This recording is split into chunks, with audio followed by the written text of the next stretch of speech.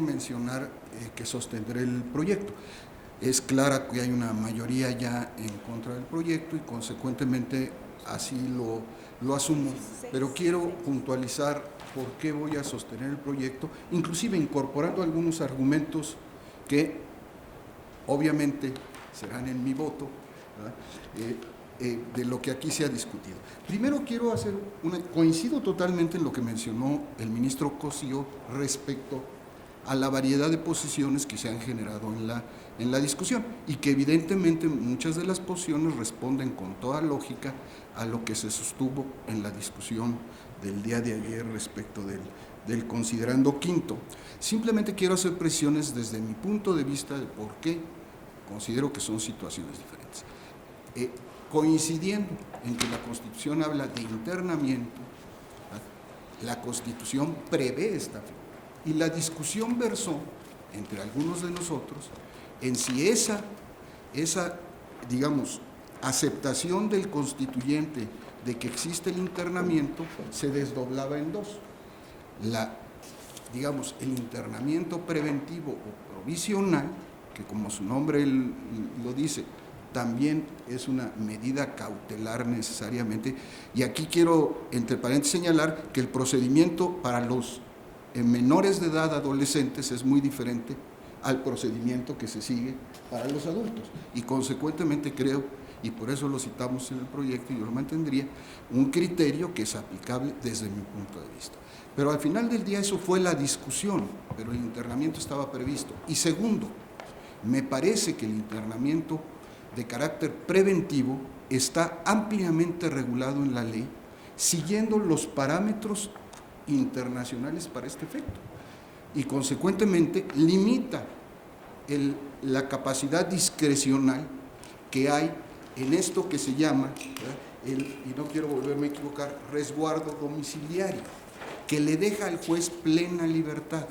Aquí se han dicho una serie de cuestiones que efectivamente son principios generales, pero yo me cuestioné cuando vimos esta parte del proyecto, ¿qué se entiende por domicilio? ¿Qué se entiende precisamente por resguardo domiciliario? En mi opinión, y coincido totalmente con lo que dijo el ministro Cosío, por supuesto que es una restricción a la libertad personal del menor, puesto que tiene que estar sujeto a ciertas reglas. Pero yo pregunto, aquí nadie definió, y la ley, que es una ley nacional, no define qué se entiende por el domicilio, digamos, el resguardo de un menor en un domicilio. No se establecen derechos y obligaciones, no se establecen derechos y obligaciones para quien resguarda. Resguardar desde el punto de vista gramatical es, en su primera acepción, defender, y en su segunda, cautelarse, precaverse o prevenirse contra un daño. ¿Cómo se está aplicando a esta figura respecto de los menores que están sujetos a este sistema de justicia penal especial? En ningún lado se define, con todo respeto a quienes han sostenido otra.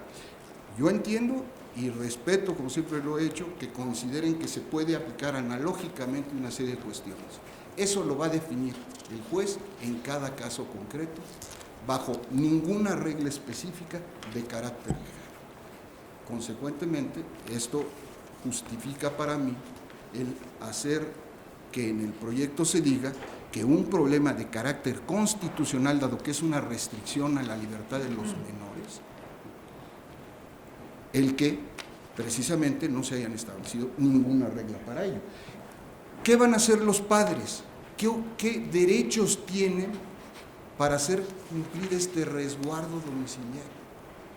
¿Son responsables si el menor incumple con las obligaciones que pudieran surgir de la aplicación de esta medida? ¿Cuáles son esas obligaciones del menor, por lo menos de manera general?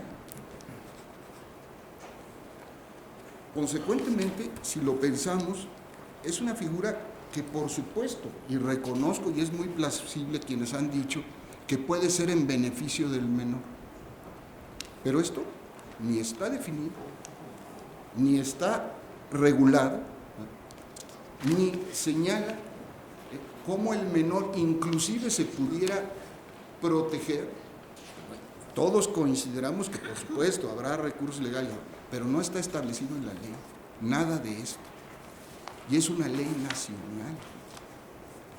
Consecuentemente, independientemente de que no tiene un asidero constitucional, y aquí nadie ha dicho que lo tiene, se deduce y se interpreta, pero no es como el internamiento que está previsto expresamente en el texto constitucional. Y tampoco podemos decir que en la ley hay reglas específicas como lo hay para el internamiento, para esta figura de este resguardo domiciliario. ¿Qué implica resguardo? Pues, obviamente, si estamos y lo interpretamos de un lado, es el resguardo domiciliario es una protección al menor, pero también puede ser interpretado como una protección a la sociedad, a las víctimas, etcétera. Y eso no está definido.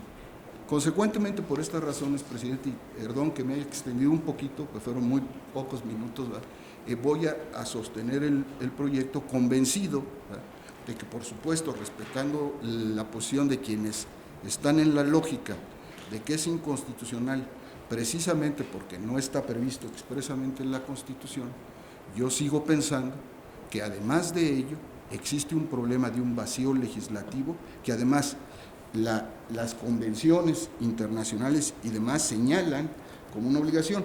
Y en función de eso, y también para que no quede en el aire, quiero decir, y no me voy a detener, que la convención efectivamente se refiere a eso, pero lo acota. Me imagino que la alusión del ministro Gutiérrez Ortiz Mena, que no me voy a meter en el sentido que le dio, se refiere al punto 4 del artículo 40 de la Convención. Lo voy a leer textualmente porque es muy importante. Dice, se dispondrá de diversas medidas tales como el cuidado, las órdenes de orientación y supervisión, el asesoramiento, la libertad vigilada, la colocación en hogares de guarda de los programas de enseñanza y formación profesional. Aquí, hogares de guarda son lugares específicamente establecidos para recibir a menores con este tipo de problemas. Y la propia convención establece que esto debe estar regulado por ley. Consecuentemente, por estas razones, presidente, sostendré el proyecto. Gracias. Gracias, señor ministro. Con todo respeto, a mí me parece muy